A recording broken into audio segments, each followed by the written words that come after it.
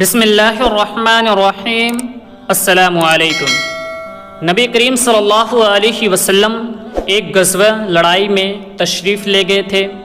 جب فاتح و منصور ہو کر واپس لوٹے تو ایک سیاہ فام بچی حاضر خدمت ہوئی اور اس نے عرض کیا، یا رسول اللہ صلی اللہ علیہ وسلم، میں نے یہ منت مانی تھی کہ اگر اللہ نے آپ کو صحیح سلامت واپس کیا تو میں آپ کے سامنے دف بجاؤں گی اور گیت گاؤں گی۔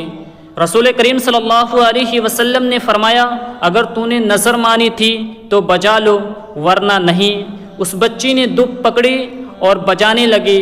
اتنے میں حضرت ابو بکر رضی اللہ عنہ آئے تو وہ بجاتی رہی، پھر حضرت علی رضی اللہ عنہ آئے تو وہ برابر بجاتی رہی، پھر حضرت عثمان رضی اللہ عنہ آئے تو وہ بجاتی رہی، پھر حضرت عمر رضی اللہ عنہ آئے تو اس بچی نے اپنی وہ دف زمین پر پھینکی اور خوف و ڈر کے مارے بیٹھ گئی۔